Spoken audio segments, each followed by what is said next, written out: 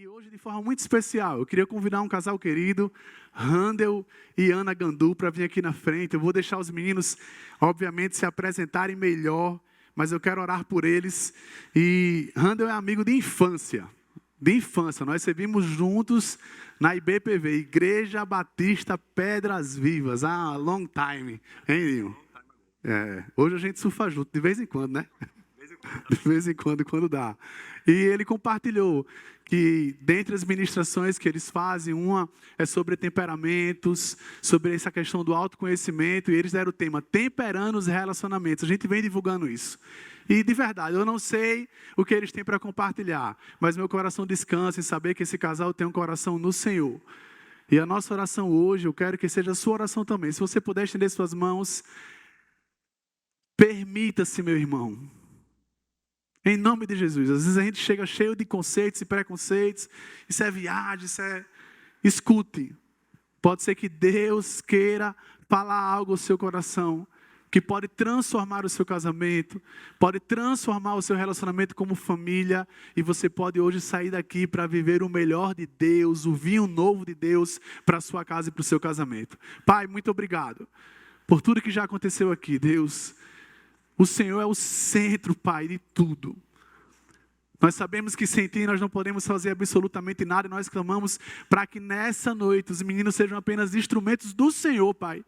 E que eles sejam usados e ousados para falar ao nosso coração, para trazer esclarecimento, se necessário, exortar os casais, as famílias dessa igreja. Mas nós queremos sair daqui edificados na rocha que é Jesus, Pai. Usa-os com poder e graça. Essa é a nossa oração e nós fazemos rendidos no nome de Jesus. Amém e amém.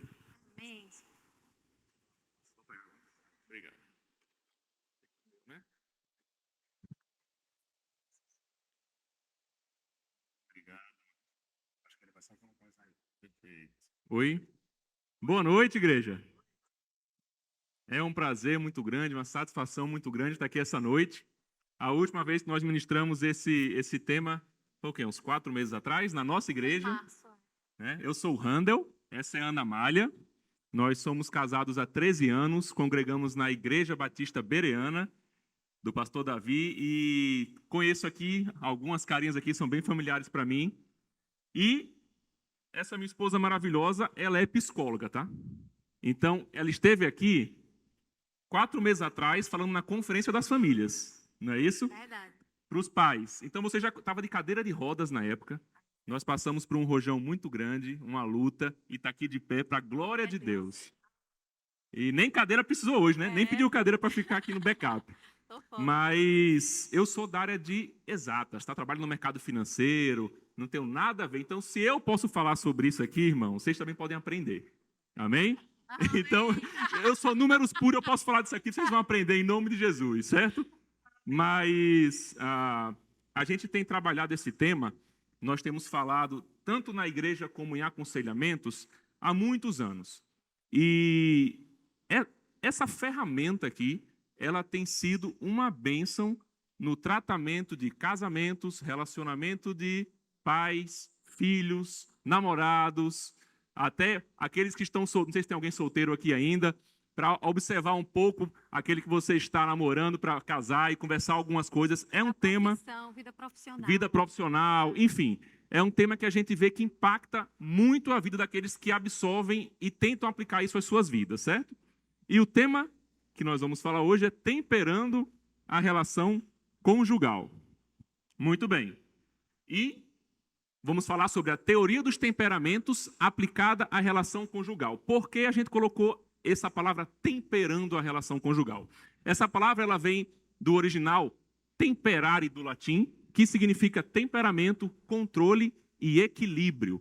Então a ideia é que esse tempero, que pode ser um pouco de sal, um pouco de açúcar, um pouco de pimenta, que hoje nós consigamos falar aqui, seja um tempero que falta na sua relação, para que você possa se alinhar mais com seu cônjuge, enfim, na sua família. Amém? E nós vamos falar hoje sobre o que essa teoria ela não é, antes de falar do que ela é, certo?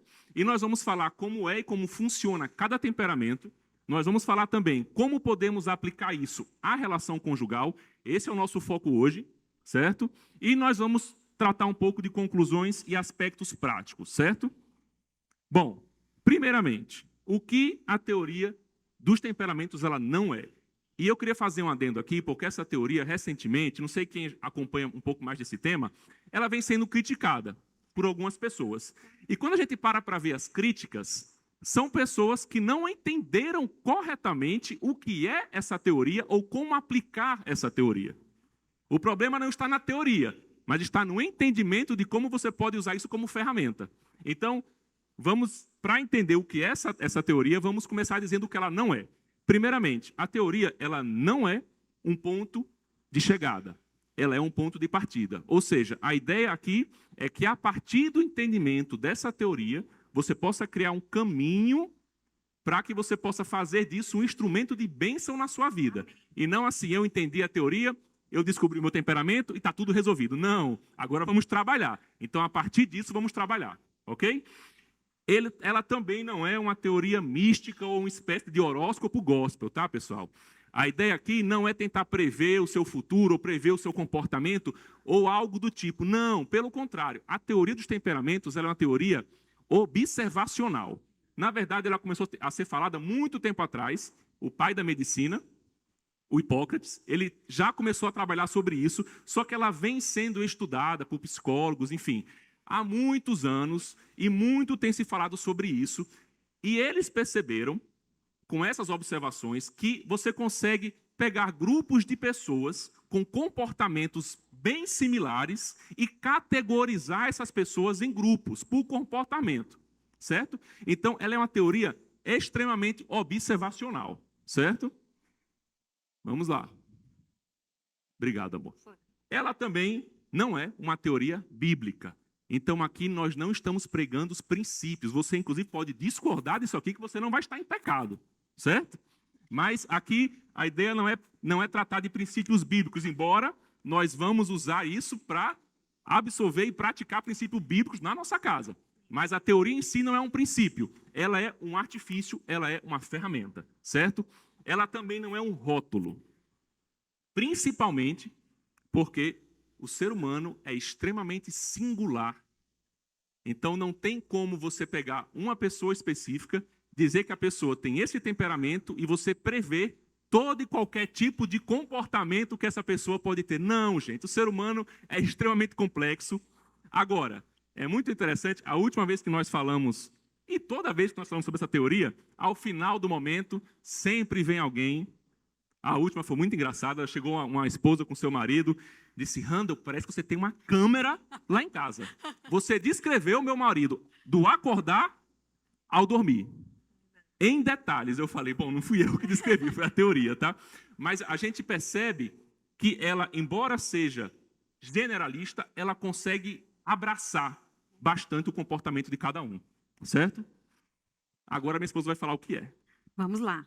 Como nós já passamos pelas advertências, vamos entender o que é essa coisa dessa teoria dos temperamentos. Primeiro que temperamento, ele é o núcleo duro da nossa personalidade.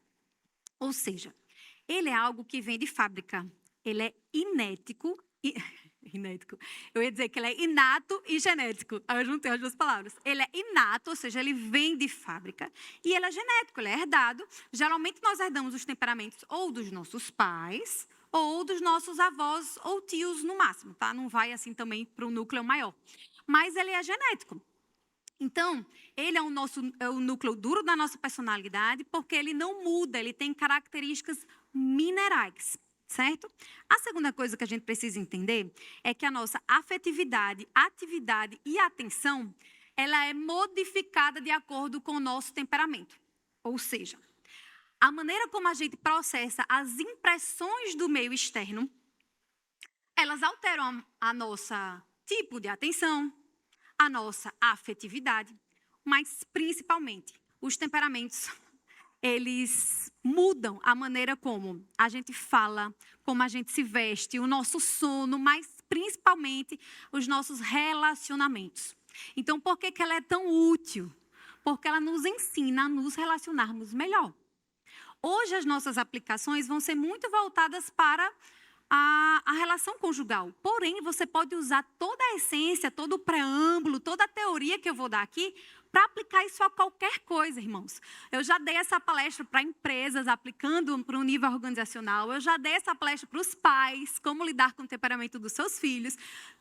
Isso pode ter muitos desdobramentos. Hoje nós vamos falar voltado à relação conjugal, porque nós entendemos que a relação conjugal é o núcleo da família, amém? Né? Então, a gente precisa entender. Martinho estava falando de brechas, né? Muitas vezes, você não lidar bem com o seu próprio temperamento ou com o temperamento do seu cônjuge pode ser uma grande brecha na sua relação e na vida da sua família. Então, hoje nós precisamos entender cada vez mais como ele influencia tudo na nossa vida. Às vezes, coisas que a gente acha que nem influencia. Existe uma diferença entre personalidade, temperamento e caráter. Às vezes a gente coloca tudo num pacote só, mas essas coisas são diferentes para nós da psicologia, tá bom? A personalidade é como se fosse um grande guarda-chuva. E nela está contido o nosso caráter, que são nossas experiências vividas, tudo aquilo que a gente aprende com o meio durante toda a nossa vida, e o nosso temperamento, que é essa característica mineral. Por isso que a nossa personalidade, ela tem uma característica vegetal, ou seja, ela muda ao longo da nossa vida, porque ela não é feita apenas do nosso temperamento, mas também do nosso caráter, das nossas experiências. Por isso também que a singularidade vai estar nos temperamentos. Por quê? Você pode dizer assim, gente, eu não sou isso totalmente. É difícil alguém ser 100% de um temperamento. Mas sempre vai ter um temperamento que vai predominar. Isso é muito importante. Então, nós temos sempre um temperamento predominante e o aporte, às vezes, de outros temperamentos. É como se a gente tivesse um temperamento e uma pitadinha, às vezes, de outros, mas sempre tem uma predominância. E se você botar 5 pessoas do mesmo temperamento, elas não vão ser iguais, né? Glória a Deus pela sua multiforme sabedoria que faz todos nós diferentes. Mas existem muitas similaridades e a ideia é poder agrupar assim para que a gente possa se entender melhor e entender melhor o outro.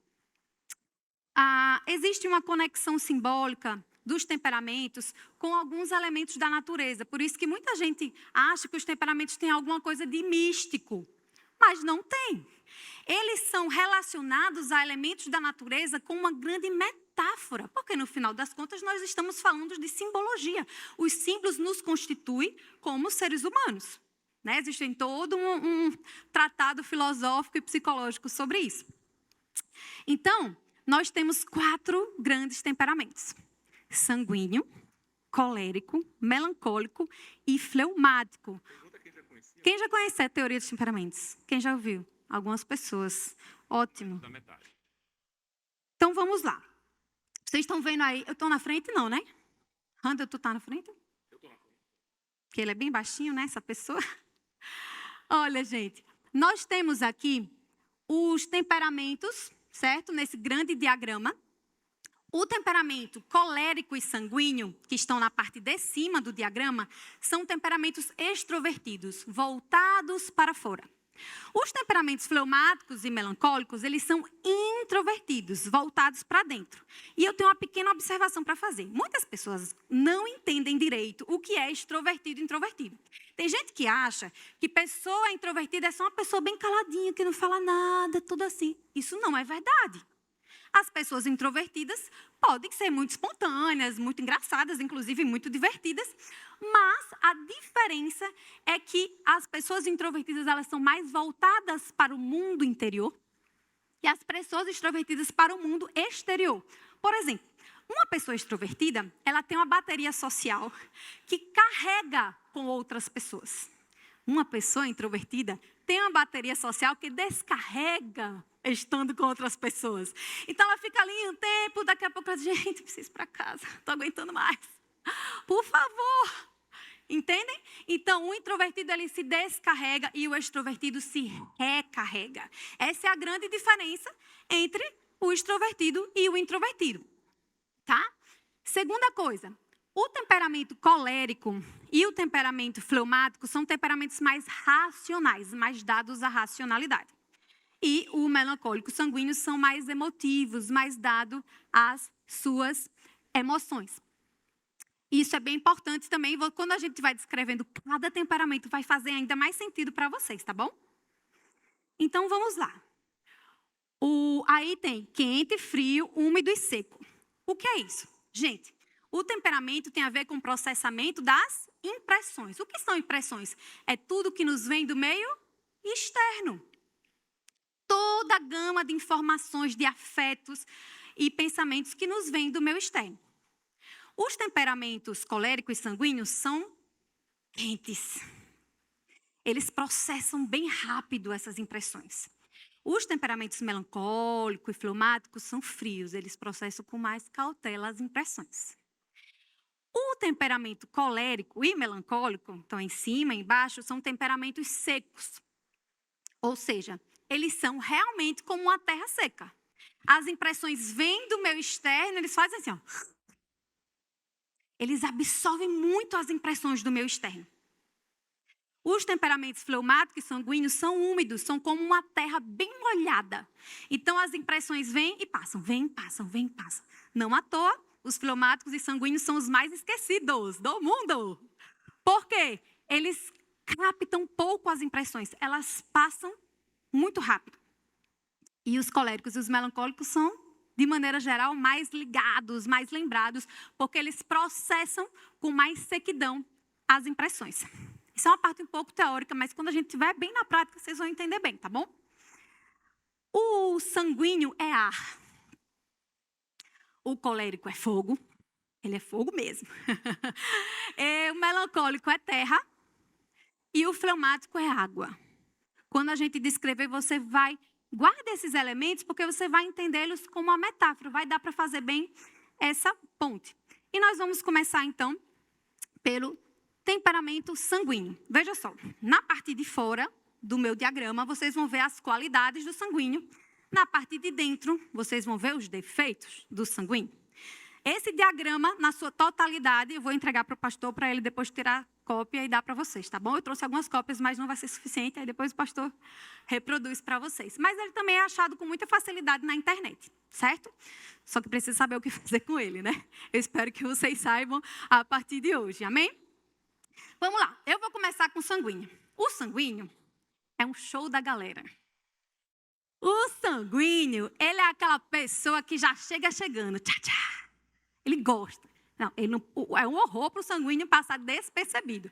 É aquela pessoa que conhece do porteiro até o diretor. Todo mundo conhece ele. Parece o prefeito. Sempre assim, falando com todo mundo. O sanguíneo, ele se adapta muito às coisas e ele sabe lidar com todo tipo de gente. É exagerado. Tinha umas 10 mil pessoas no culto. Foi bom, viu? Mas 10 mil. Não é que ele está mentindo, é porque ele é exagerado, ele é intenso, entende? O sanguíneo, ele é empolgado, ele não pensa com a razão, ele pensa com o coração, ele é sensível.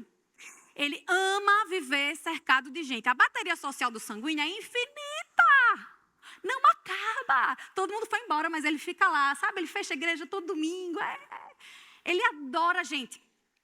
Isso carrega ele de uma maneira maravilhosa. O sanguíneo, ele é volúvel. Ele muda muito de ideia. Por quê? Porque ele é úmido. E a umidade dele, às vezes, faz com que ele assuma 1000 compromissos ao mesmo tempo e só cumpra 5 no máximo. Porque alguém pergunta assim, você pode? Posso. Eu posso.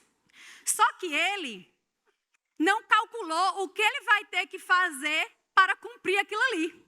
Aí ele diz, eita, rapaz, não consegui não, ó. Nem deu certo. Por quê? Porque ele disse, posso para 10 coisas. Ele só é uma pessoa, ele esquece esse detalhe. E ele não conseguiu cumprir. Então, muitas vezes ele é volúvel, ele é instável, ele muda muito rápido de ideia, ele é muito agitado, suas emoções são facilmente agitadas, o sanguíneo é muito irritadiço. Então, assim, ele é meio... Ele muda de humor muito fácil. Então, tem uma hora que ele está super feliz, depois ele está super triste. Agora, o triste e o feliz, ele é triste de verdade. Vou morrer, minha vida acabou. E depois ele está, uhul, eu vou ganhar o mundo, eu vou ser o presidente da república, sabe? É bem assim. Ele é muito exagerado. Ele é pouco prático, muitas vezes é desorganizado, é inconstante e tem uma dificuldade de se concentrar. O pastor Marcos estava dizendo, Pastor Marcos é um sanguíneo, não vou entregar, né, pastor? Já estou entregando. Será, né? Vocês acham? Mas, sabe uma coisa muito interessante no temperamento sanguíneo? Muitas vezes ele é tomado como alguém que tem TDAH sem ter. Por quê? Ele é ar. Ele faz isso aqui, dissipou. Ele se dissipa, ele se distrai, tem muita umidade nele. Então as impressões vêm e passam com uma velocidade tão grande que ele não encontra solo fértil muitas vezes. Então por isso que ele muitas vezes se distrai muito e é tomado como alguém às vezes, você tem a cabeça no mundo da lua, né? Ele quase nunca diz não. É fácil conseguir uma coisa de um sanguíneo. É só apelar para o coração, aí, é uma beleza. Se você der uma choradinha, então, aí você consegue praticamente o que você quer com o sanguíneo, porque ele é muito sensível, ele é muito empático, ele é muito alegre. E no casamento é muito interessante, tem algumas características importantes do sanguíneo. Primeiro, ele é interessado. É muito difícil ter frieza emocional se você é casado com sanguíneo. Porque ele tem empatia mesmo. Ele se importa com o que você pensa, ele quer ouvir, muitas vezes, ele também precisa falar bastante. Então, se você é casada com sanguíneo, você ouve, você é um grande orelhão, você ouve muito. Mas o sanguíneo, às vezes, ele pode se meter em encrenca. Por quê? Como ele é muito relacional, às vezes ele tem dificuldade de colocar limite no outro. E, às vezes, um sanguíneo pode também fazer seu cônjuge passar muito ciúme, se ele não for muito bem posicionado. Porque, às vezes, ele tem aquela coisa sedutora. Não é nem por mal, não é que ele tenha uma intenção ruim. Mas ele gosta de seduzir, ele gosta que as pessoas gostem dele, ele gosta de agradar. Vocês entendem essa sutileza? Então, às vezes, ele pode se meter em algumas enrascadas. Num casamento também, ele é muito intenso. Só que tem um detalhe, às vezes ele é tão intenso que ele pode dominar a conversa. Então, você começa a conversar e ele já toma a conversa. Não, pois é, eu também sinto isso. Aí, lá em 1999, aí, ou seja, você começou a falar, só lhe deu 5 minutos, o resto. Ele falou dele, dá vontade de dizer, querido, eu comecei a conversa, não foi você, é sobre mim. Tá? Então, às vezes o sanguíneo se coloca um pouco como centro do mundo, não porque ele se acha, mas porque ele gosta de dominar a conversa, entende? E ele gosta muito de falar. E muitas vezes o sanguíneo pode constranger o seu cônjuge. Porque às vezes ele é tão aberto, que ele fala coisas que aí depois o cônjuge chega, não precisava falar isso, não precisava entrar em detalhes. E ele pode constranger, principalmente se seu cônjuge for um melancólico. Em uma discussão, ele tem um pouco de dificuldade de admitir o erro. E muitas vezes é cheio do argumento, mas é cheio do argumento mesmo. Com relação à questão sexual, o sanguíneo geralmente ele é muito aberto. Ele troca muito, né, com o seu cônjuge. Às vezes, em alguns casos, ele tem dificuldade de aceitar um não como resposta. Não porque ele é egoísta, mas muitas vezes porque isso dói. Ele toma isso como uma rejeição afetiva. Então, ele toma muito aquilo para o lado, ele leva as coisas para o lado pessoal. Vocês estão me entendendo? Então, isso é uma questão também. Passou, amor? Ixi, não, vai lá. Isso. Fique atento. Existe uma dificuldade muito comum nos sanguíneos, que é a falta de domínio próprio. O sanguíneo padece disso, porque ele é muito impulsivo. Então, é alguém que precisa estar sempre diante do Senhor para se autorregular, para ter domínio próprio. Domínio próprio é um fruto do Espírito Santo e é um fruto difícil, não é fácil, né, pastor? É duro. A gente tem que estar muito diante do Senhor e muito diante do espelho para aprender a se regular. Isso pode ser uma característica de todo e qualquer temperamento, mas o sanguíneo, esse é o pecadinho de estimação da maioria dos sanguíneos. Se você tem um cônjuge sanguíneo, eu já vi que tem gente aqui que tem um cônjuge sanguíneo, sim, eu vi vocês fazendo isso aqui, certo? A melhor maneira de você abençoar o seu cônjuge sanguíneo é dando atenção para ele. essa frieza emocional, esse distanciamento, essa coisa de dar um gelo, você quer matar o seu cônjuge sanguíneo, dá um gelo nele, que ele desintegra, porque ele precisa muito de atenção. Então, escute o que ele tem para falar, seja afetuoso, o sanguíneo precisa de afeto, ele precisa de toque físico, ele é muito toque físico. Dê atenção e isso vai ajudar muito o seu cônjuge sanguíneo. Amém? Temos sanguíneos aqui? Não precisam levantar a mão, mas temos, né? Já vi que temos. Agora, eu queria falar para vocês como é um sanguíneo no ADR, tá bom? Vou fazer aqui, eu não sou atriz não, mas vou fazer aqui uma pequena demonstração.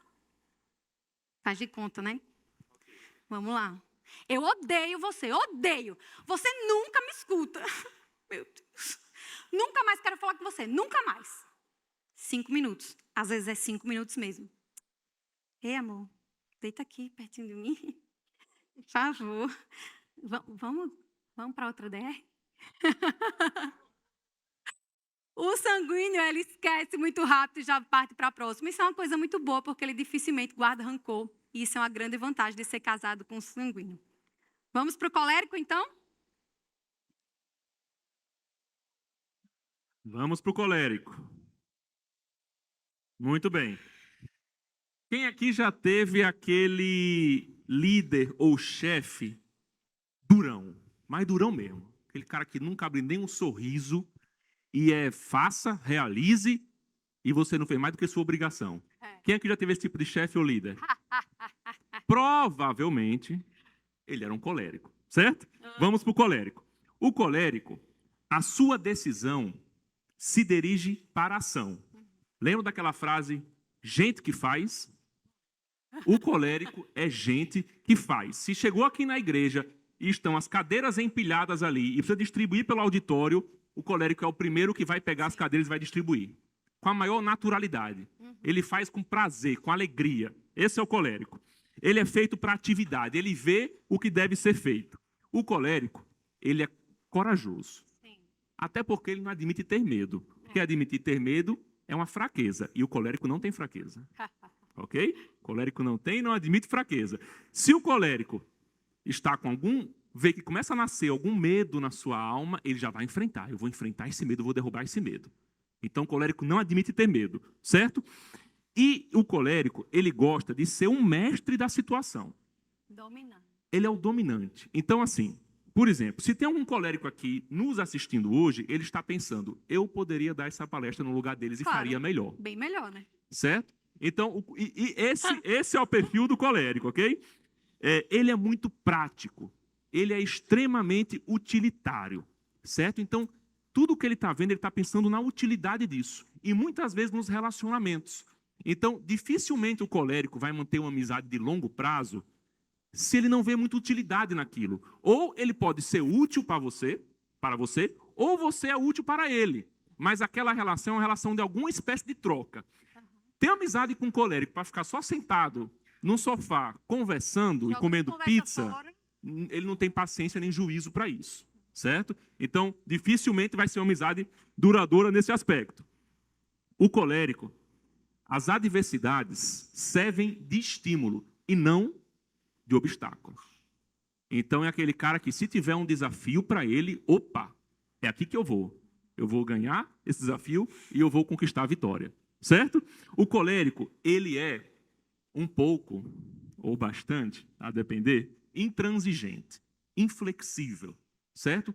Então, se o colérico determinou uma meta, um alvo e um caminho para chegar nessa meta, dificilmente você vai convencê-lo do contrário.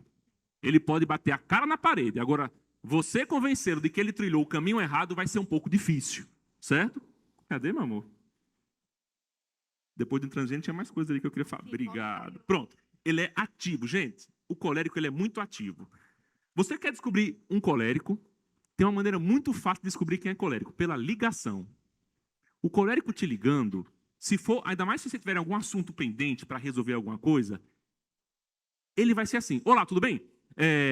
Às vezes não vai dar nem bom dia. Certo? Opa, tudo bem? Como é que tá a situação lá? Resolveu? Resolveu? Tá. Beleza. E foi lá. Aí desliga. Às vezes não dá nem tchau. Certo? Então, o colérico, por quê? É porque ele é malo, ele é grosso. Não, é porque ele tem uma situação para resolver por telefone. Então ele não vai dizer, bom dia, Handel, você está bem? Você dormiu bem? Como é que está com a esposa? Né? Ai, que bom, olha aquela nossa pendência lá. Né? Não, esqueçam isso. Ele te ligou para resolver a pendência. Aquela ligação tem esse objetivo, certo? Então, esse tipo de cara que liga para você assim, provavelmente ele é um colérico, tá? Eu já falei do voluntarioso, né? Vamos lá. Ele possui uma firmeza inabalável e vence suas lutas por insistência, enquanto outros já desistiram. Ele é um líder nato.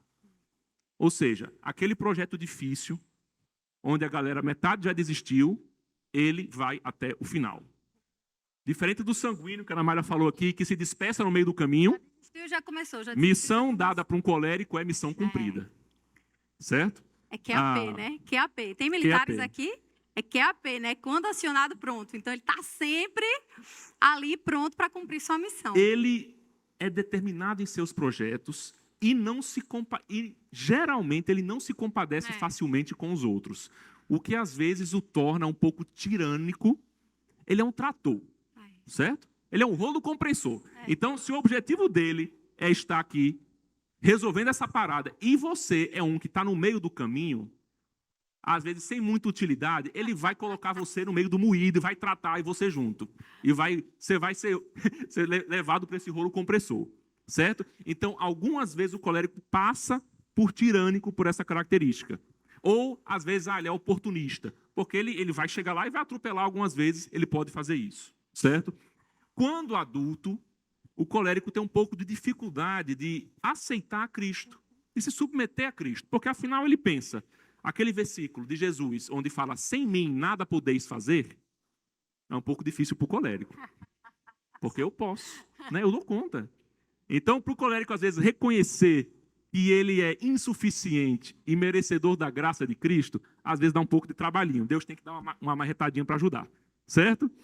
A vida emocional, ela é pouco desenvolvida no colérico, porque ele é muito pouco subjetivo. Pouco subjetivo, ele é muito racional, né? Então ele não vai ficar ali fazendo elucubrações sobre o porquê você está triste e vai resgatar ali um ano atrás, quando você fez alguma coisa e você ficou magoado, e naquele momento você... Não, ele vai tentar resolver a situação por ali. Dificilmente ele vai se dar muitas subjetividades, o que pode magoar o seu cônjuge, né? A ira é uma das fraquezas do colérico, certo? Ele pode, sim, perder um pouco do controle e explodir, certo? O sanguíneo também é um pouco explosivo. Só que o sanguíneo não guarda muito rancor. Ele explode e 5 minutos depois está te abraçando. Sim. O colérico, ele explode e ele vai querer te matar. Brincadeira, ele não vai querer te matar, tá, gente? Mas ele tem uma característica a ser mais incisivo no seu rancor. A explosão dele dura mais tempo, né? É menos permeável, porque ele é um temperamento seco. Então, a explosão dele dura mais tempo. O sanguíneo é um temperamento úmido. A explosão dele é rápida, rapidamente vem, rapidamente vai embora. Ele é orgulhoso um pouco e um pouco mandão. Por quê? Um pouco, né? Porque ele não tem muita paciência para te convencer.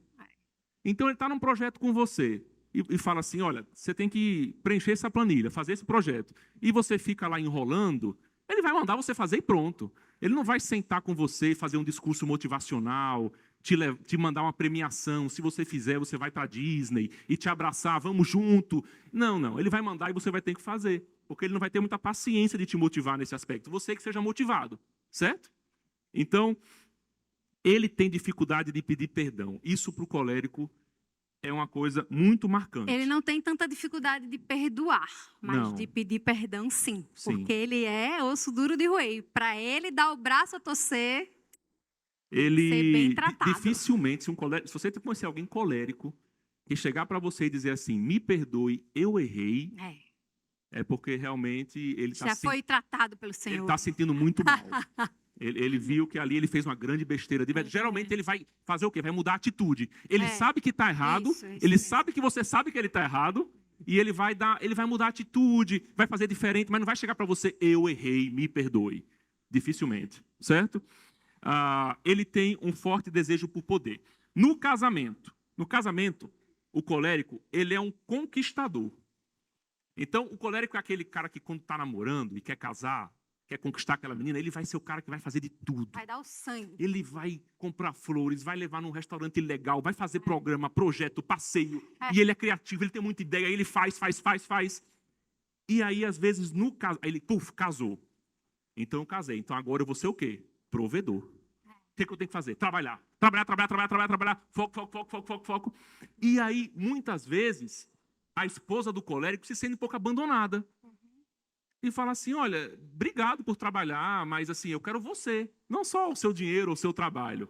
Isso pode acontecer. E o colérico não faz por mal. Ele acha que é a obrigação dele. Se ele fizer isso, ele está sendo um bom marido, um bom pai, certo? Então, o colérico, às vezes, no casamento, tem que dar um passo atrás e dizer, olha, eu sou mais importante para minha esposa do que o que eu realizo. Ou do que Porque o colérico, ele, geralmente, a linguagem do amor dele é atos de serviço. Então, para ele servir, para ele está tudo ok. Mas se ele for casado com um cônjuge que, por exemplo, o que ele precisa é atenção, é um cafuné, é tempo de qualidade, aí as coisas ficam difíceis, porque há um enviesamento de interpretação aí e de vivências. Na exortação, exemplo, o colérico ele está chateado com você, ele pode ser muito bruto ao falar isso para a esposa, e pode magoar a esposa. Né? Então, ele vai ter dificuldade de submeter, ou vice-versa, caso a esposa seja colérica. Então, o colérico ele tem essa dificuldade de se submeter ao outro. Então, isso é uma coisa que vai ter que trabalhar no casamento, a submissão mútua é algo que tem que ser muito trabalhado. E também o colérico, na parte sexual, certo? Eu vi que tem muito só casal aqui, tá, Martinho e tal, as crianças não estão aqui, então a gente pode falar um pouco mais sobre isso. Ele, às vezes, é um cara tão seguro do que está arrasando que ele não vai ser aquele cara que vai parar para sentar, ou aquela esposa que vai parar para sentar. Tá tudo bem, vamos conversar sobre isso, tá legal, essa área da nossa vida tá boa, né? Vamos, como é que tá a situação? Vamos bater um papo. Porque ele ou ela se garante que tá, ele é o cara, ela é a moça, né? Tá, então, essa questão de sentar para conversar e dar uma avaliada se está tudo bem, às vezes é um pouco mais difícil no colérico, certo? Fique atento. Autossuficiência, certo? Só um detalhe sobre a questão sexual, amor. O colérico, ele costuma muito ir direto ao ponto, se é que vocês me entendem, né?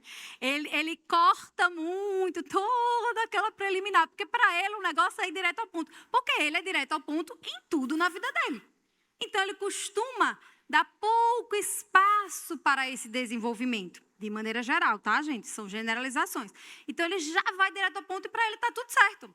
Não é porque ele não está preocupado com a outra pessoa, né? Muitas vezes é só porque é o costume dele já ser extremamente objetivo. Como é que você pode ajudar o seu cônjuge colérico? O ideal é nunca bater de frente. Se você for bater de frente e dar uma voadora, você vai encontrar uma pedra. Então não é tão interessante. Você tem que pedir para Deus uma estratégia, sabedoria para conseguir contornar e convencê-lo de que ele está errado, que ele precisa mudar, de que ela precisa mudar. Agora, é muito importante que o cônjuge de um colérico ou de uma colérica saiba também se posicionar. Porque senão o colérico ele vai engolir. Ou a colérica ele vai engolir. Certo? Então, é muito importante que o cônjuge do colérico tenha a sabedoria para dizer assim, ei, eu também tenho voz aqui, eu posso falar também. Certo? E não ser esmagado pelo seu cônjuge nesse aspecto. Como é que é o colérico no ADR? Vamos simular um colérico no ADR. Vai lá, amor. Bora. Tem 5 minutos para falar. Bora. Estou estressado, bora, vai. O que foi? Tá bom, certo. Próximo. E aí? E qual a solução? Você está chorando. Vamos resolver isso aqui? Qual a solução? Fim. O colérico é aquela pessoa que diz assim, mas chorar não resolve nada. Aí a pessoa diz, meu amigo, mas eu quero chorar, meu irmão. Dá licença. Aí ele diz, não, mas não resolve nada. Vamos resolver. A gente tem que ir direto ao ponto. Para que chorar? Aí a pessoa ouve um sermão, não falou nada que a pessoa queria, certo? Ok, fim da história e é isso. Certo? Então, muitas vezes, o colérico ele é muito tomado por arrogante. É muito comum as pessoas coléricas serem tomadas. Fulano é muito arrogante, é muito metido, é muito snob. Mas às vezes a pessoa é só um colérico. Às vezes isso podem ser características da personalidade dele. Pode. Mas às vezes não. Entende? às vezes ele simplesmente está acostumado a fazer assim, porque essa é a natureza dele. Vamos lá. O melancólico. Melancólico é terra. Terra firme. O melancólico, assim como o sanguíneo, são temperamentos mais emocionais, mais introvertidos, né? O sanguíneo é extrovertido e o melancólico é introvertido. Ele é um temperamento que reflete, que pondera. Eu digo que melancólicos são como vacas, ruminam. E aí, quando você pensa que ele já pensou em tudo, ele diz, não, ainda não pensei em tudo, ainda preciso pensar um pouco mais. O melancólico, ele guarda muito remorso, ele é muito atormentado, ele é extremamente pessimista. É aquela pessoa que você vai com uma ideia assim maravilhosa, ele diz, vai dar certo não, vai não. Você diz, mas por quê? Olha aqui, você não viu isso? Viu? Aí mostra cada micro detalhe, uma pessoa muito detalhista. É alguém que muitas vezes está muito no passado. O sanguíneo, ele tem uma vantagem. Ele é um temperamento que sabe viver no presente, na maior parte do tempo. O melancólico, ele vive de passado. E o colérico, às vezes, é extremo, vive com o pé no futuro. Porque ele já está tão de olho no alvo onde ele quer chegar, que aí ele nem vê o que está acontecendo aqui em volta dele, porque ele já está ali, ó, olhando para o alvo, como se ele já tivesse chegado. Certo? Então, o melancólico, ele é muito decepcionado. Ele é muito idealista. Gente, o melancólico é muito idealista.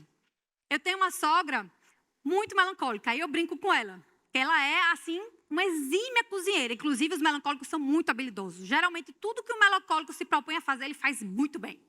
Muito bem, são exímios. E aí, ela é uma exímia cozinheira, minha sogra e tal. Aí ela vai fazer uma sobremesa, ela diz, não, acho que não vou fazer não, porque eu só tenho leite moça piracanjuba, eu só gosto de fazer com Nestlé. Digo, mas piracanjuba e Nestlé é quase a mesma. Não, não é. Minha sobremesa é com leite moça Nestlé, eu só faço se for Nestlé. Então ela sai de casa, vai no supermercado, compra o bendito leite condensado Nestlé e faz a sobremesa dela. E, de fato, fica a melhor sobremesa que você já comeu na vida. Ou qualquer outra coisa, que se ela fizer um misto quente, vai ser o melhor da sua vida.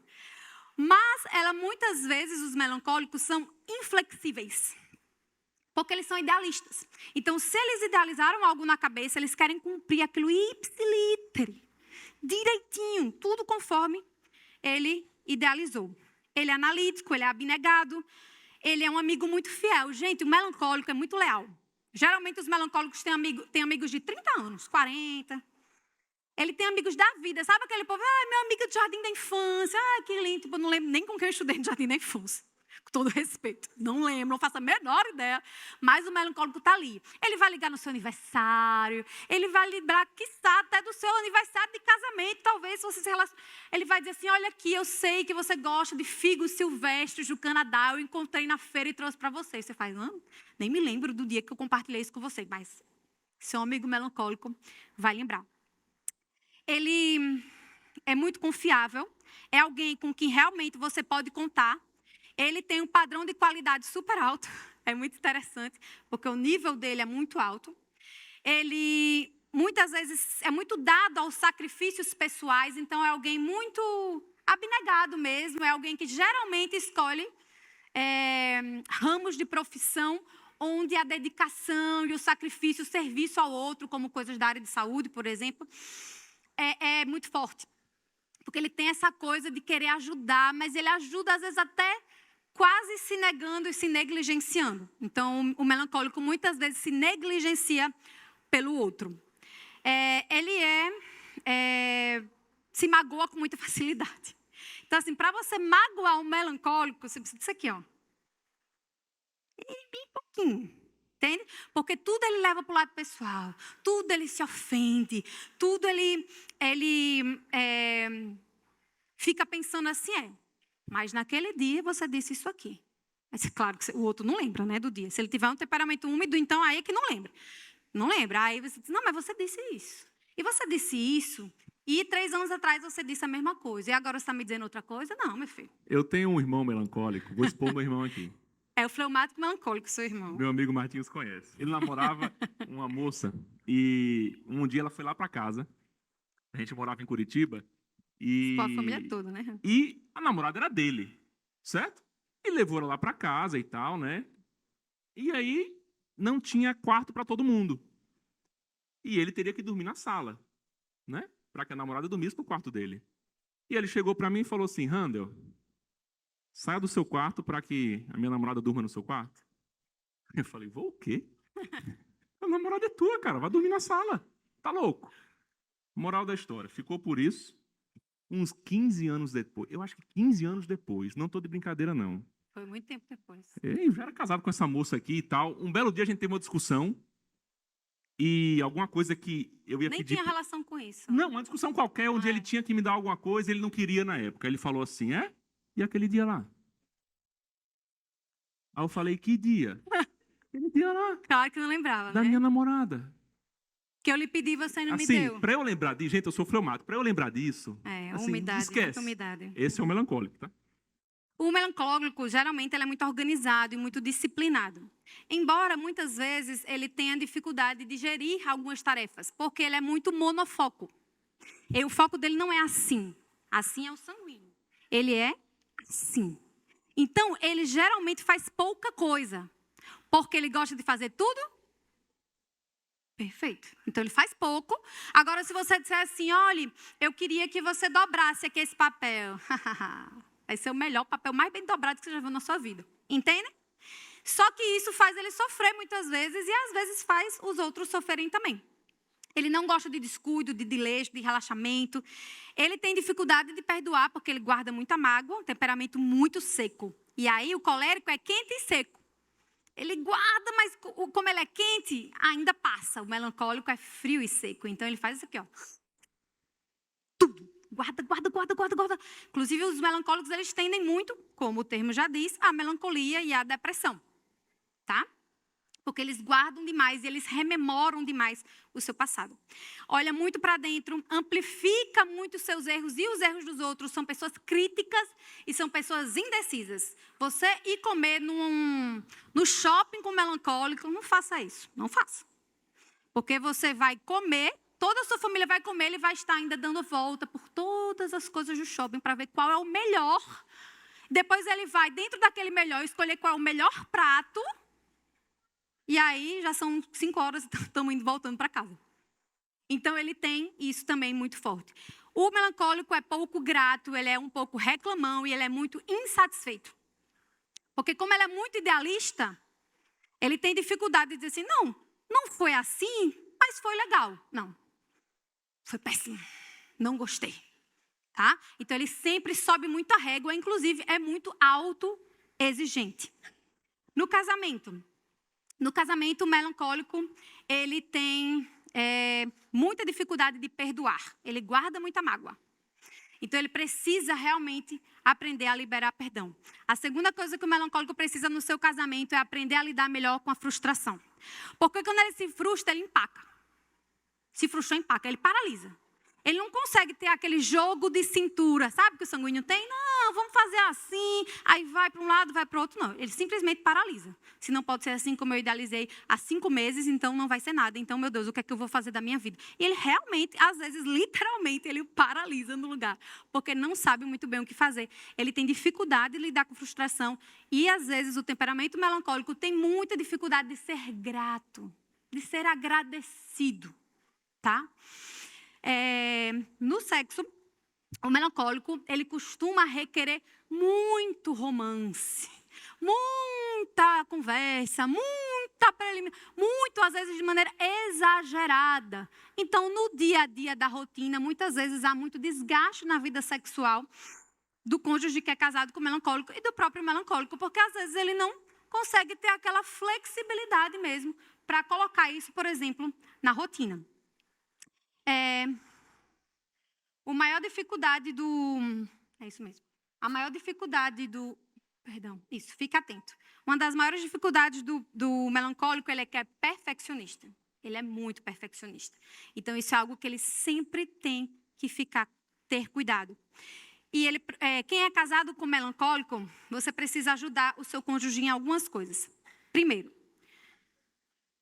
alimente o espírito de gratidão na sua casa. Se você tem um cônjuge melancólico, ele vai precisar. Elogie bastante o seu cônjuge. Seja sensível, se esforce para ter um pouco de sensibilidade. Ele vai entender isso como uma coisa muito boa. Se você conseguir lidar bem com o melancólico, você consegue direcionar ele muito facilmente. Evite grandes mudanças ou mudanças bruscas. O melancólico odeia isso. Então, se você for fazer uma mudança, faça gradativamente, sempre conversando muito com seu cônjuge sobre isso. O melancólico no ADR. Há 5 anos atrás, você me disse essa mesma coisa. Eu não falei nada. Agora eu quero falar. Viu? Agora você está exagerando, você sempre fica dizendo isso, e lá, e você está esquecendo um pequeno detalhe. O problema é... Aí ele vai dizer o problema, é quase uma tese de doutorado. E aí ele vai dizer assim, é o seguinte, eu estou profundamente magoado com você. Profundamente magoado. Você não me entende. Ó vida, ó céus, ó dor, azar de mim. Esse é o melancólico.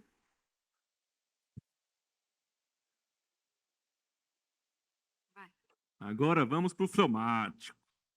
Vamos lá. É o último, tá, gente? É o último, gente. A Antes da pessoa nossa fleumática, conclusão. sabe aquela pessoa, gente boa? É. Gente boa, tranquilona, de boa com a vida, sempre tá legal ali, ó. Pessoa que você pode ali chegar junto, tá sempre tudo bem, super tranquilo. É aquela calma. Você não é ele não é surpreendido com o sanguíneo, nem magoado como o melancólico. Isso. É tranquilão, Nem leva a vida de agitado como o boa. colérico, né? Não, que é isso, colérico é estressante. É. Ele é tranquilo, entendeu? Ele é sossegado, ele é aquele cara querido por todos, porque não compra briga com ninguém. Comprar briga com fleumático é um negócio difícil. Não, que comprar briga o quê? Vamos resolver aqui, tá tudo tranquilo, entendeu? A sua natureza introvertida, Ele é bem introvertido. esconde muito bem os seus defeitos. Então ele é um pouco sonso. Sim. Sabe? Fleumático é aquele cara, aquela mulher, que você dificilmente vai descobrir o defeito. De Diferente do cara. sanguíneo e do colérico, você sabe, na cara sabe o defeito já. O fleumático fica anos levando ali, ó. E ali esconde, dá uma de sonso. Até você descobrir qual é o defeito, qual é o problema, já passou um bom tempo. Ele leva a vida com bom humor e leveza, né? Ele trabalha muito bem sob tensão. Então, o fleumático é aquele funcionário, aquela funcionária, que se você dá pressão, aguenta. E, normalmente, como precisa de um start, porque é meio acomodado, então um start e uma pressão faz bem, faz muito bem. É eficiente, conservador. Então, o fleumático é muito conservador. E é uma pessoa digna de confiança. Você pode confiar no fleumático, certo? Ele não vai sair aí falando para todo mundo um monte de coisa. E nem vai querer bater de frente. Discreto. É discreto. Ele nem sempre está disposto. Precisa de alguém para dar aquele iniciar. Certo? Tem dificuldade de passar a primeira, entendeu? É quase assim, bora! Entendeu? Então, o fleumático, às vezes, tem que... Ele não está sempre disposto, não. Agora, ele é frio e bem equilibrado.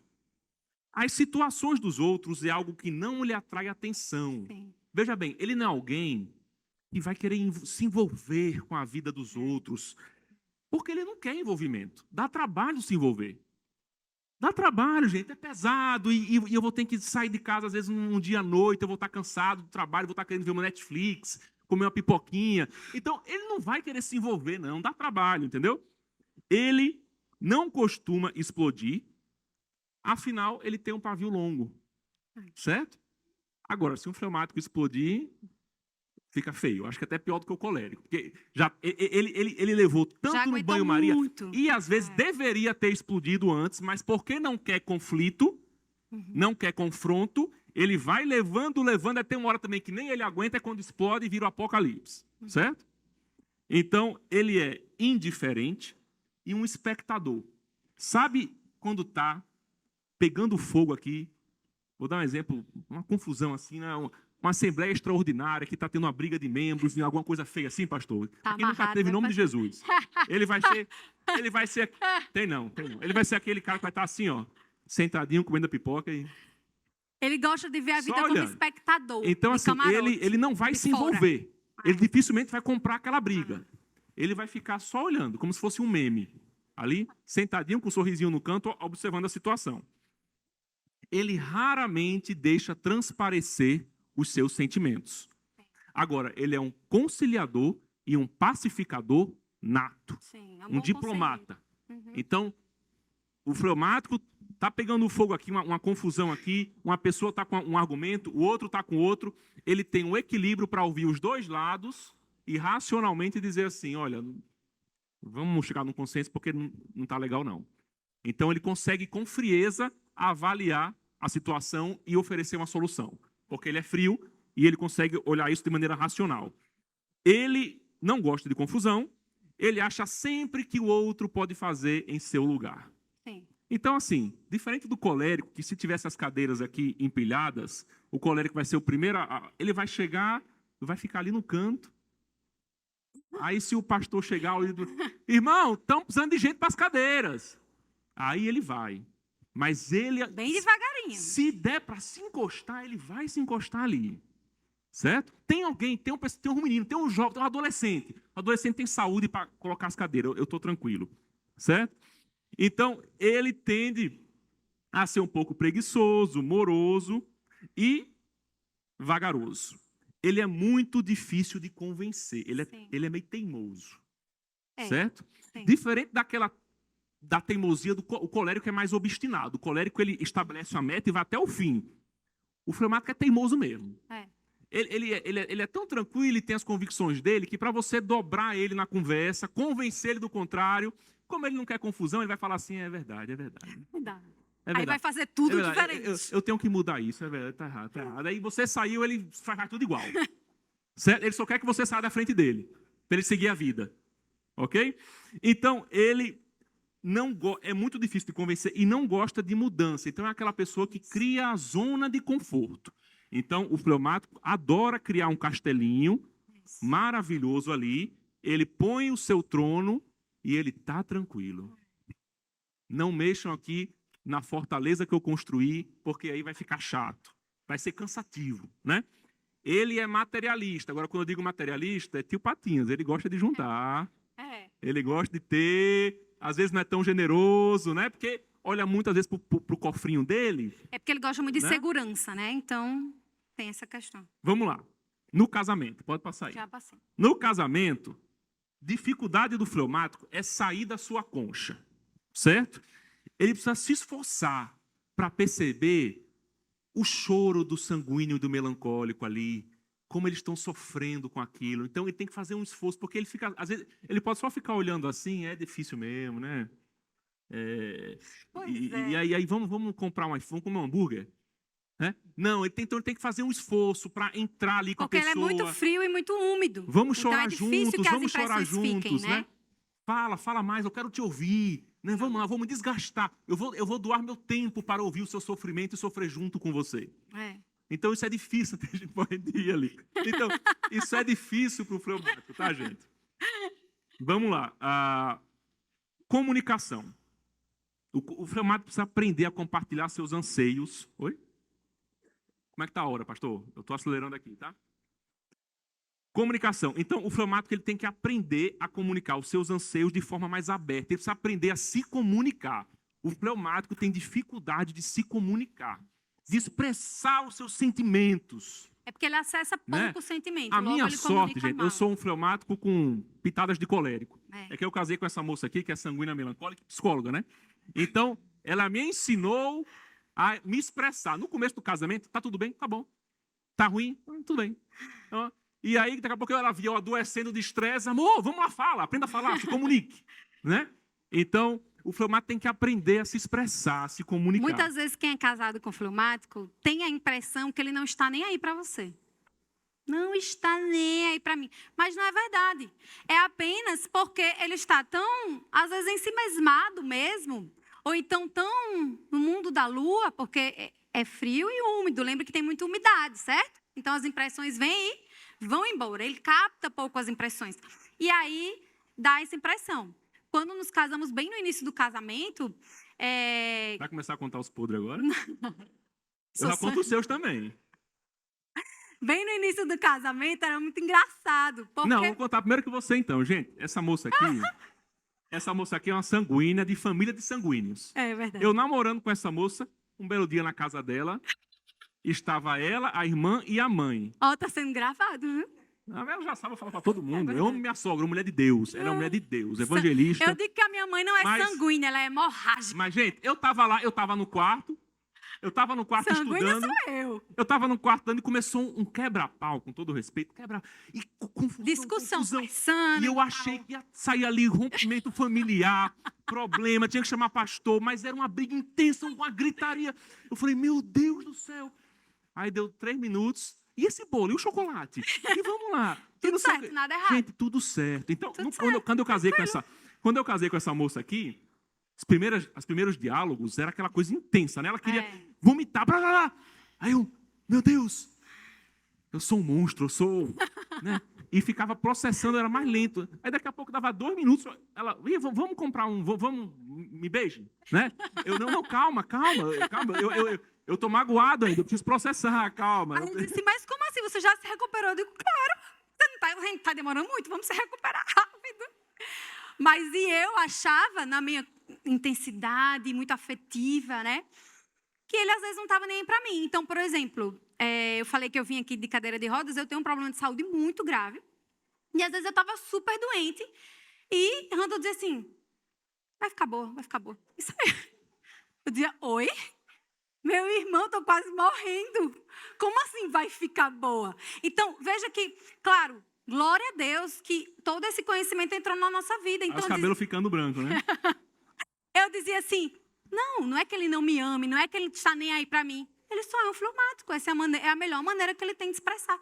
Isso ajudava muito a gente, entende? Ele botava um pouco de água no meu calor e eu botava um pouco de calor, de ar, na água dele, né? O fleumático não é água, entende? Então, isso é essencial. Vamos lá, por causa do tempo. Vamos lá. Vai lá. Desculpa. Na questão, A gente foi inventar, né? na questão Fique sexual, tá? Antes disso, Vai, já falei sim. aqui. O fleumático é aquele tipo de pessoa, uma conversa para o fleumático para dizer assim, não estou satisfeito sexualmente, vamos resolver isso. É muito difícil para ele tomar essa iniciativa. Porque vai dar trabalho, ele vai se expor, né? Vai Aí a brigar. pessoa vai pensar, mas por que não está bem? Problema é comigo? Então, só o fleumático pensar em que pode magoar o outro, vai dar confusão, vai ter que fazer terapia, buscar pastor. Ele vai levar a vida inteira ali. Pronto, ele está insatisfeito e morre insatisfeito, está tudo bem. É melhor do que uma confusão. Então, gente, o fleumático precisa aprender a aceitar. O pessoal está rindo tanto que eu estou até me desconcentrando aqui. É só um olhando para o outro aqui, o negócio está brabo. Então, assim, o fleumático tem que aprender a se sentar e bater um papo e conversar, abrir o coração, certo? Fique atento com comodismo e a zona de conforto, certo? Daqui não saio, daqui ninguém me tira. Essa é a minha vida, isso é o que eu sei fazer, sempre fiz assim e vou morrer fazendo assim. Então, como posso ajudar o meu cônjuge fleumático? Gente, romper a inércia de um fleumático é uma arte. Deus vai te capacitar Verdade. a romper essa inércia sem causar uma confusão. Agora, pela força bruta, Não funciona. diferente do colérico que vai ser punho por Funciona. punho, Isso. o fleumático também não vai funcionar. Por quê? Porque ele vai dar uma de sonso. Não, ele vai desligar o botão. Você tá ali, vai lá ele. Para não ter confusão, só desliga o botão e diz, grita aí à vontade. Então, o fleumático, você precisa ter esse jeitinho de romper a inércia dele. Fazer ele se Bora. ver, sair da sua zona de conforto. Colocar metas, colocar desafios, entendeu? Coloca também a parte espiritual. Meu filho, Deus quer que você sirva, que você trabalhe. Minha filha, vamos lá, acorda. Então, isso ajuda. Um fleumático tendo uma DR. Como é que funciona? Vai lá, Vamos lá. amor. Sério? Já tivemos há 5 meses atrás. Tá bom, vamos ver um filminho. Não quero falar novamente sobre isso. Hã? Vai dar tudo certo. Vai dar tudo certo. Uma coisa aqui, Aí, não. geralmente, o fleumático vai dizer assim, você falou alguma coisa? Você falou 5 vezes, mas ele não ouviu. O fleumático tem essa dificuldade muito grande de ouvir.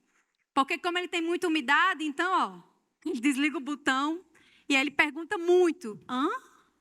O que é que você falou? Então, eu com o Fala meu de novo. fleumático... Repete, por favor. Repete. Aí, eu com o meu fleumático, eu digo assim, Randa, eu olho para mim. Você está me ouvindo? Tô. Aí, eu falo, tá. O que é que eu disse? Aí, ele... Tarararara. Certo. Próximo. E a gente vai. Porque se eu disser, tipo assim, tô aqui, aí fala uma coisa andando, Não ouve, acabou, não vai ouvir, entendeu? Então, isso assim é bem importante.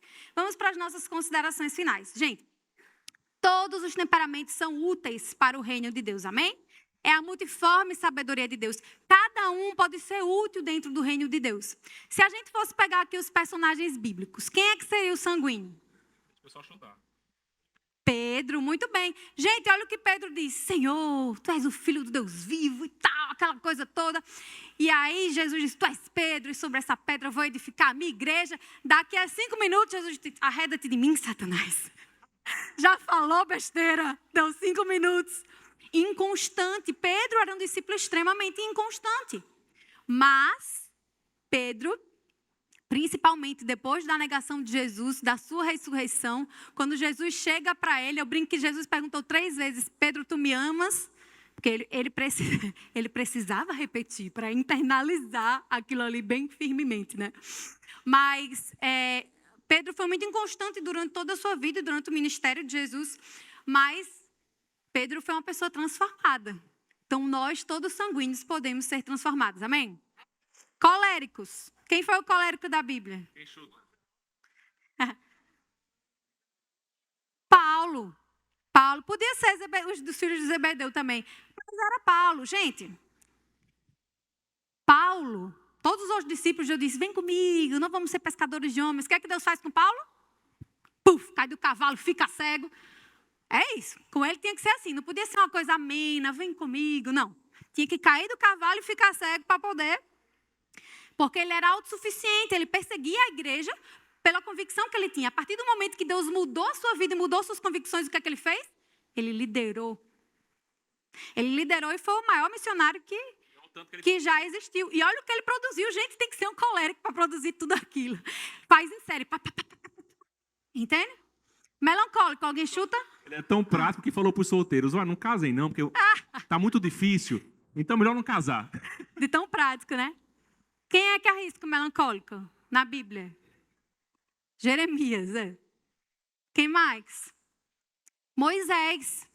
Minha gente, você imagine para escrever o Pentateuco, tinha que ser um melancólico. Para escrever todas aquelas leis cerimoniais, para escrever como era o detalhe da cortina do templo, da tenda, gente, tinha que ser um melancólico, minha gente. É muito detalhe. Tinha que ter muita paciência para aturar o povo 40 anos no deserto. Tinha que ser um melancólico. E o fleumático? Abraão. Abraão era muito fleumático. Ele era tão fleumático que quando Sara chegou, eu acho, tenho minha desconfiança que Sara era colérica. Sara chegou para ele, vamos resolver esse negócio aqui. Você vai deitar com H e tal. Ele fez, tá certo. Aqui, ó. Tá dizendo, né? Talvez seja bom.